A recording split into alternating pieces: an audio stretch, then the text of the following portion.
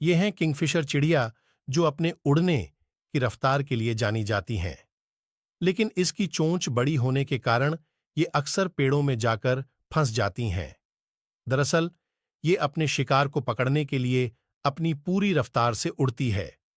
Kingfisher की रफ्तार इतनी तेज होती है कि इसे सामने आने वाली चीज दिखाई नहीं देती है, और इसी वजह से इसकी चोंच सामने आने वाली चीज में फंस जाती है।